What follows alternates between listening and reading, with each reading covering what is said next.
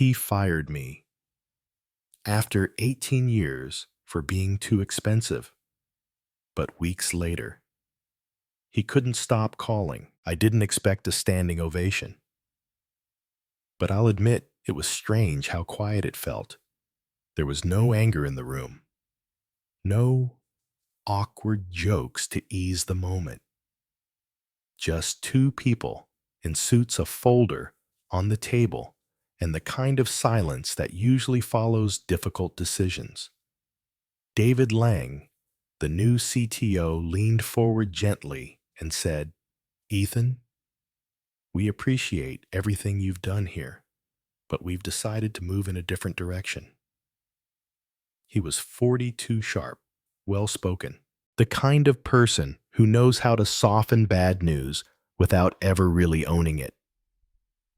He talked about budgets, about aligning resources, about opportunity for new talent.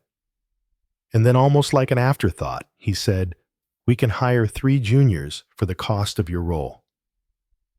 Diane, from HR, sat beside him, quiet, polite. She slid the folder toward me. Severance terms. 2 months of pay plus vacation. It was all there in writing, neat, respectful, and final. I looked at the numbers, closed the folder, and said, "All right." David waited like he thought I might protest, maybe argue, maybe even bargain. I didn't. I just looked at him and asked, "Is there anything else?" He blinked, then smiled a little uncertain. "We'd appreciate your help with the transition. A few weeks of consulting just to help the new team get situated." "I'll think about it," I said, and that was the end of it. I walked out with a cardboard box. It wasn't heavy. A few personal items, some handwritten notes, a small framed photo Elaine gave me during my 10th year with the company. That was all. No goodbyes. Just a few glances from people who didn't know what to say. I didn't blame them. It's hard to watch someone leave quietly when you're not sure you won't be next. On the drive home, I didn't turn on the radio. I didn't rush. The road along the edge of Lake Ontario was calm, familiar, trees still bare from the long winter, the air still holding on to that late March chill. Elaine met me on the back deck. She brought out 2 mugs of tea without a word, sat beside me, waited. After a while, she asked, "What now?" I sipped my tea, watched the lake shift in the wind. "I don't know," I said, "but something will come." What David didn't understand, what he didn't even think to ask, was that I wasn't just a systems engineer. I was the system. When they said documentation was too costly, I kept the entire infrastructure in my head. When they passed on training budgets, I taught the team myself. When the servers froze at 3 a.m., I was the one who patched it before anyone even noticed. None of that showed up on reports, but it was what kept things going. And now they wanted to replace that with 3 junior hires and a handbook I never got the time to write. I joined the company back when it was still called Glenstone Management. 4 properties, a basement office, 1 server. I had been brought on by Harold, the founder, an older man with steady eyes and little time for flashy plans. "Don't give me fancy," he said. "Give me something that won't break." That's what I did. Over the years, I built the core system from the ground up, from application screening to maintenance requests, from automated payments to internal reports. I learned every crack in the wall and every wire behind the scenes. It wasn't glamorous, but it worked. And it kept working. But when Harold retired, the company changed. New investors, new priorities, and slowly what had been steady became outdated. I watched them bring in consultants who didn't understand our setup. I offered feedback that no one asked for. Eventually, they stopped inviting me to meetings. Elaine saw it before I did. Over dinner one night, she said, "You might need to start thinking about what's next." I told her, "They need me. No one else knows how it all fits together." She paused, then said, "Maybe that's why they're looking for someone else." I didn't answer, but she wasn't wrong. I thought back to that morning, how David had smiled almost with relief as I agreed to leave. How easy it had been to close the folder, take the box, and walk away. No argument, no drama, just a quiet exit. But in that silence, I felt something shift. They hadn't just let me go. They'd let go of the one person who still knew how to keep everything from falling apart. And I had no intention of stopping them, not out of bitterness, not out of revenge, just respect for the work I did, for the systems I built, and for the lessons they were about to learn the hard way. It started with a voicemail, short, measured, almost casual. "Hi, Ethan. It's David Lang. We're just having a few small issues with the tenant portal. The new team's working through it, but some of your legacy architecture is a bit tricky.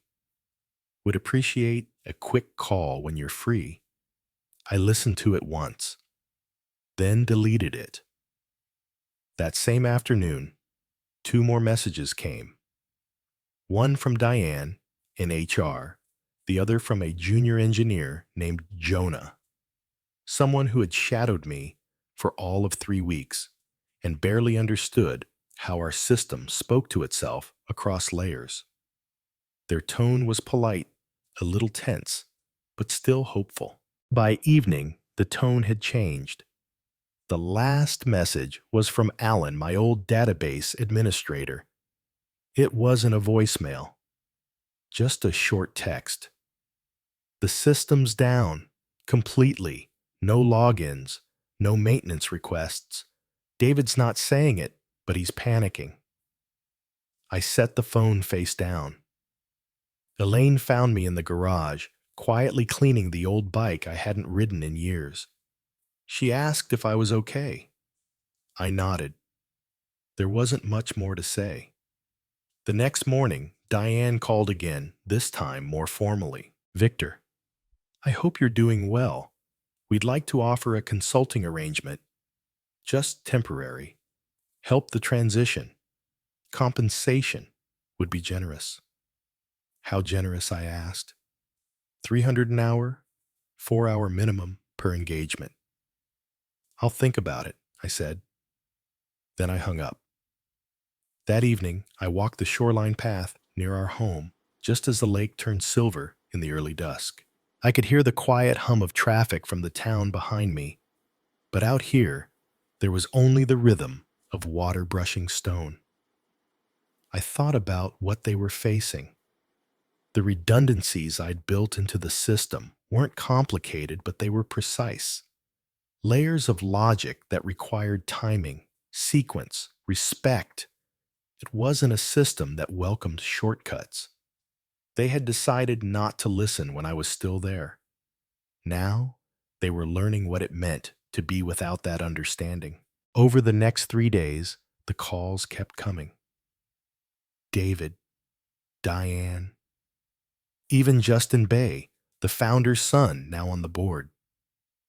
Justin had once praised me as the company's spine. Now, he was calling asking if I had time for a quick chat. I said no. It wasn't out of anger. I didn't feel triumphant. It was something else. A quiet certainty. A sense that this wasn't my storm to fix. Not anymore. Then one evening, a new name appeared in my inbox. Lawrence Devron. CEO of Devron Systems. He'd heard I was no longer with Northedge, said he admired my work, that he'd been watching the situation from afar, that his company was expanding. He wanted to talk. No pressure, he wrote. Just coffee if I was open to it. We met the next day at a quiet spot near downtown Kingston. The cafe was mostly empty, just the soft clang of cups and the low hum of CBC radio playing in the background. Lawrence was maybe in his late 50s, sharp but grounded. The kind of man who listens more than he speaks. I've followed your work for years, he said. The system you built for Northedge, it's held up longer than anything on the commercial market. Wasn't always pretty, I replied. Doesn't have to be, he smiled. Just has to work. And yours did. We talked about architecture, integration, how the real challenge wasn't building software, it was building systems people could trust. Systems that don't break just because someone new shows up with a rebrand and a slide deck. Before I left, he made an offer, a position at Devron, full autonomy, better pay, better culture. I told him I'd consider it. That night, Elaine and I sat by the fireplace. She listened quietly as I told her about the meeting. You smiled just now, she said. I did. You haven't smiled when talking about work in a long time. I looked down at the floor, then back at her. Maybe it's time I built something again, from scratch, with the right people this time. She nodded. Sounds like you already know your answer. The next morning, before I could call Lawrence back, my doorbell rang. David Lang was standing there. He looked tired, wrinkled collar, a different man than the one who had sat across from me in that boardroom 3 weeks ago. Ethan, he said, I'm sorry to drop by, but we're in trouble. Everything's failing. The new team's out of their depth. And our consultants, well, they're not getting anywhere. I didn't say anything. He swallowed hard. The board's authorized a consulting rate, $500 an hour, no cap. Just help us get things working again. I leaned on the doorframe. That's quite a change of tone. It is, he admitted. I let the silence settle between us. Then I spoke evenly. I have an interview this afternoon. He blinked. You're turning it down. I already did the work, David. You just didn't value it when you had it. He tried to respond, but I'd already started to close the door. I hope you figure it out, I said. I really do. And with that, I walked back into the kitchen and made myself a pot of tea. Outside, the lake moved the same way it always had, unbothered, still, certain, just like I felt for the first time in a long while. The cafe we met in was old, tucked between a florist and a used bookstore, the kind of place where nobody rushes you to order and the owner knows your name by week 3. I arrived 10 minutes early, not because I wanted to impress anyone, but because I needed to feel ready, calm, steady, present. Lawrence Devron walked in exactly on time. No assistant, no briefcase, just a winter jacket and a quiet confidence that told me this wasn't someone who needed to fill the air to feel important. He greeted me with a firm handshake, sat down across from me, and said, I've wanted to meet you for a while. I nodded. I didn't think I was that interesting. He smiled at that. You built a system that handled 50,000 tenants across 4 provinces for nearly a decade with no major outages. That's not luck. That's design. There was no small talk, no awkward attempts to sell me on the company. He talked about values, about building systems that didn't just impress at launch, but worked quietly on a Sunday morning when no one was watching.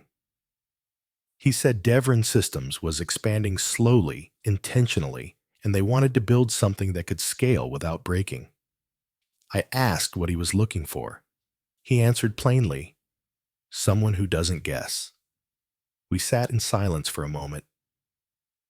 Outside the window, snow was beginning to fall soft and slow.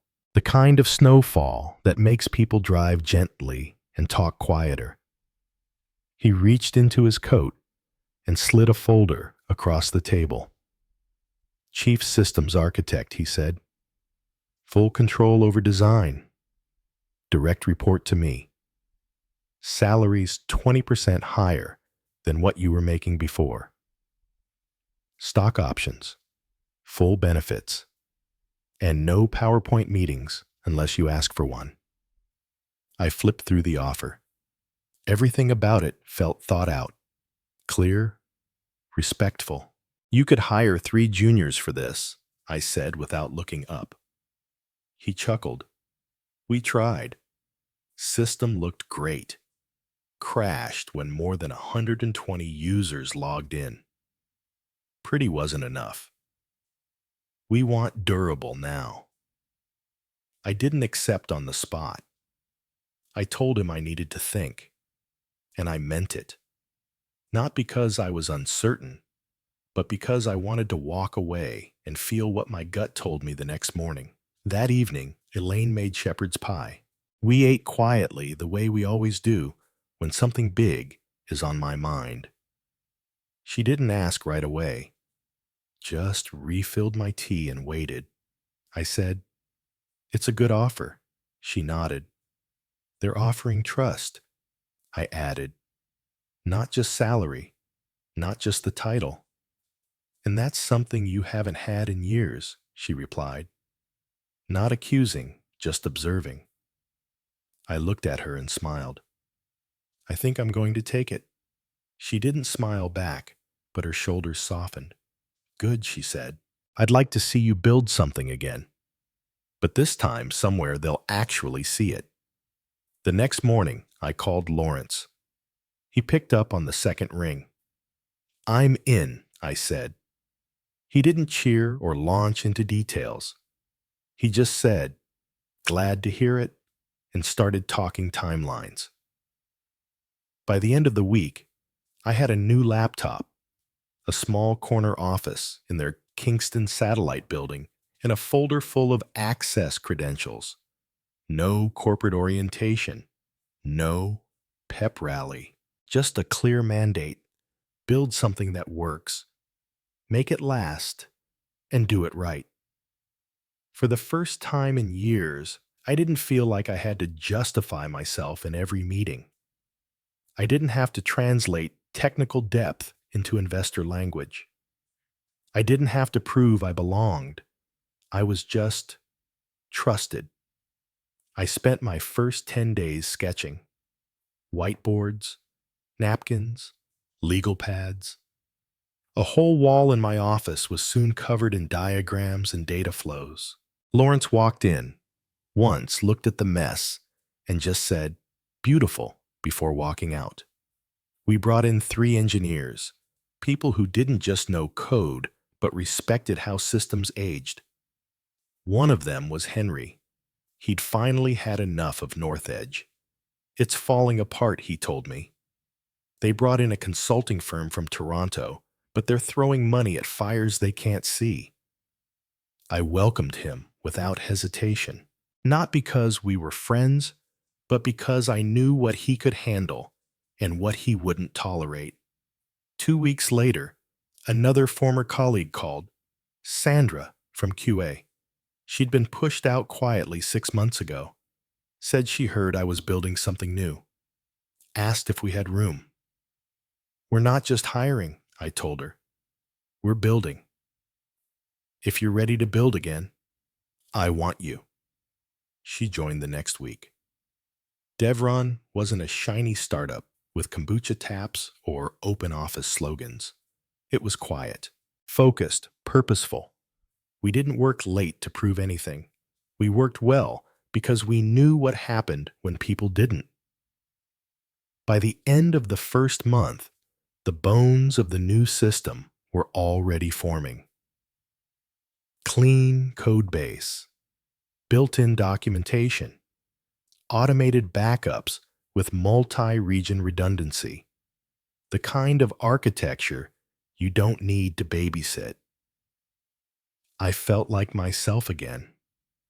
No noise, just work that mattered, and people who understood why it did. I hadn't planned to hear from North Edge again. Not after the door closed, not after the silence. But sometimes the past doesn't knock, it leaks through your inbox. It was Henry who told me first. A message late at night. Westbrook Properties is pulling out. That name hit differently. Westbrook was North Edge's biggest client. Thousands of units across Ontario and Quebec. If they left, the numbers wouldn't just dip, they'd collapse. 2 days later, I got an email from Justin Bay Harold's son. He was still on the board, though not as vocal as he used to be. We hadn't spoken in years, not since the Christmas party, where he toasted me for holding the place together with one hand and a screwdriver. Now, he wrote, Ethan, I want to apologize for how things ended. The board made a mistake. We were misled. I didn't reply. It wasn't bitterness. It was a question I couldn't yet answer. Later that week, Lawrence called me into his office. His tone was steady, but there was an edge of weight to it. Westbrook reached out, he said. They're terminating their contract with North Edge next month. They want to know if we can take over management. I didn't say anything at first. Just let the idea settle. That would double our scale, I finally said. We're not ready, he agreed. But they're giving us 12 weeks. And they're willing to fund the infrastructure expansion.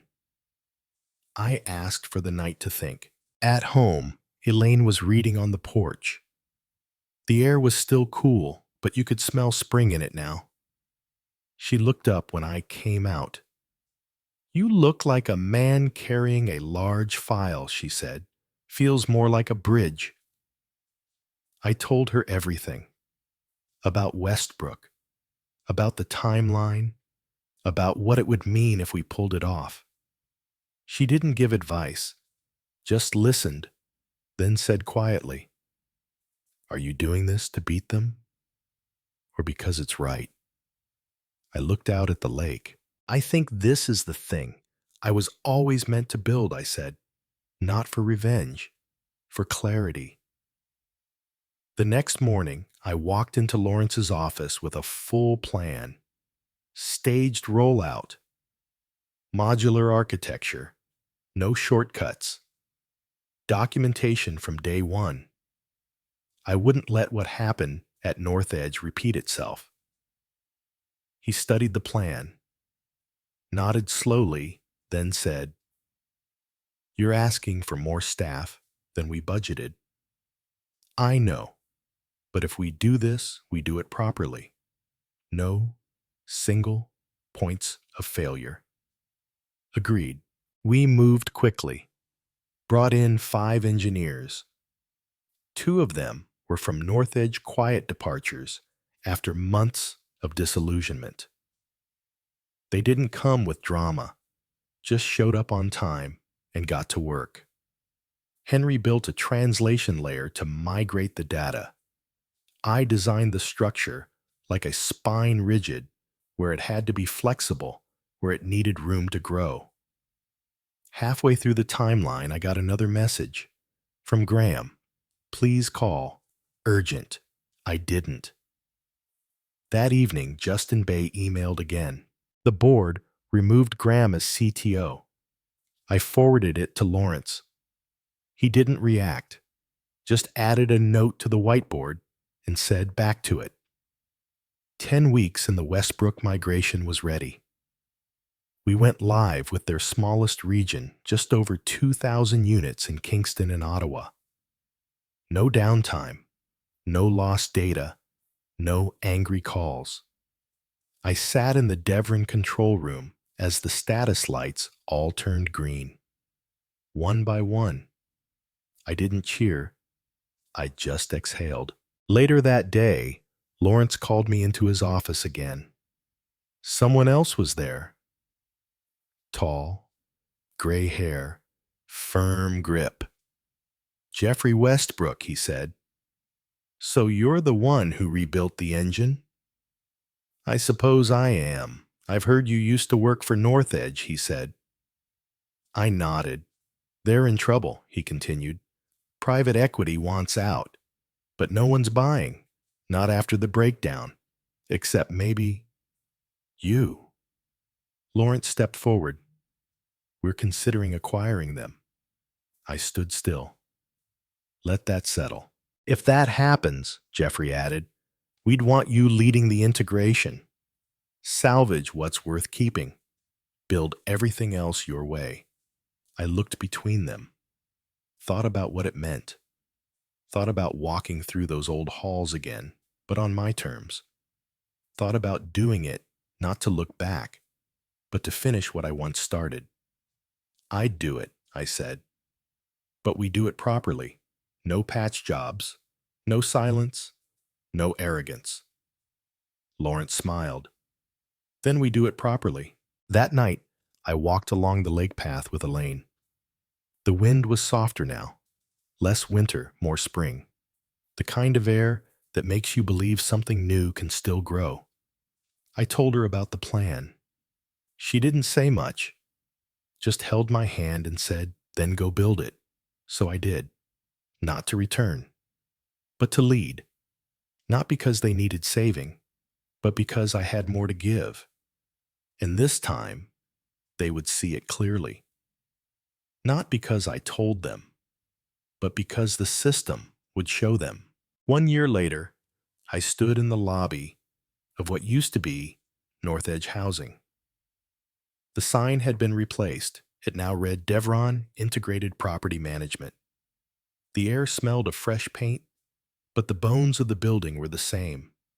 I knew this place not just the floor plan or the wiring, but the way it used to hum on Friday afternoons, the silence in the server room, the echo in the stairwell near finance.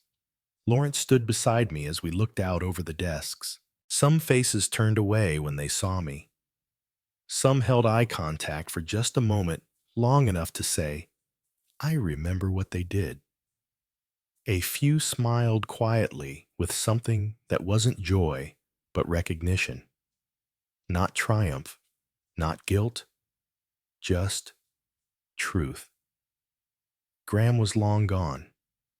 So was most of the executive team that made the decision to cut me. The board had been reshuffled.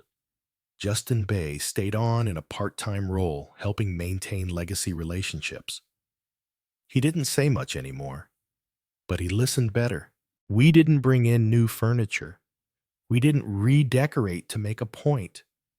We just worked.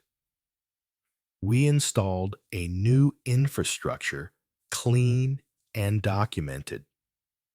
The backup systems now had 3 layers. Every engineer knew their part.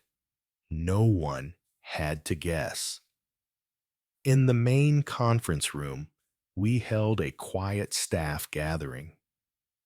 Lawrence introduced me as Chief Integration Officer. I spoke briefly. No mission statements. No, I told you so.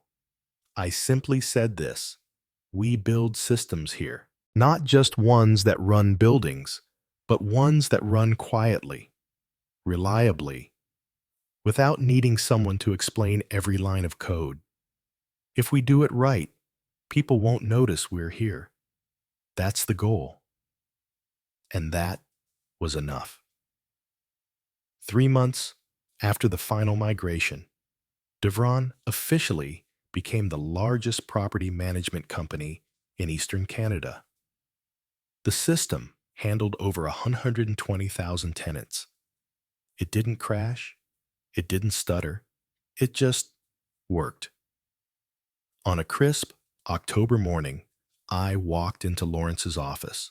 He didn't look up, just slid a folder toward me and said, "Board approved your proposal." I opened it. Inside was the green light for a new internal program.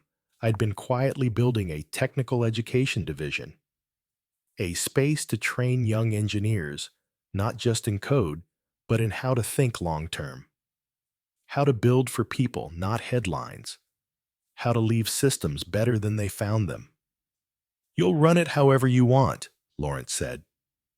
"Name it after yourself if you want to." "I won't," I said. "It's not about me." He smiled. "That's exactly why it should be." Later that afternoon, I began clearing out my integration office. Not because I was leaving, but because I was moving into something else. Something that felt like purpose. As I packed, Justin Bay knocked on the door. He looked older, grayer, less polished. "My dad asked about you," he said. "He's retired, out in Kelowna. Still reads the trade newsletters. Said he was glad to hear you were back." I paused, unsure what to say. "He told me once," Justin continued, "that letting you go would be the biggest mistake North Edge could make. Turns out he was right." I said, not with pride, just honesty. Justin nodded. "I think I've learned something from all this. Value isn't always loud. Sometimes it just holds everything together." That evening, I drove home along the lake. The trees had turned deep gold. The water was still. Elaine was on the porch, reading with a blanket over her lap. She looked up and smiled when she saw me. "How was it?" she asked. "Finished," I said. "It's finally finished." She didn't ask what I meant. She didn't have to. That night, as I looked out over the quiet water, I thought about the systems I'd built, the ones no one saw, the ones that outlived titles' ego and short-term thinking. I thought about every silent moment I stayed late to prevent a crash that never happened. Every hour I spent documenting something I knew someone else would one day need. I hadn't needed revenge. I hadn't even needed recognition. I just needed to know it mattered. And now, finally I did. Sometimes the best thing you can do after they underestimate you is not to prove them wrong. It's to build something so strong, so lasting, that no one can ever tear it down again. Not with budget cuts, not with ignorance, not with ego. Because some systems aren't powered by servers or code. They're powered by conviction. And conviction, quietly lived out, can never be fired.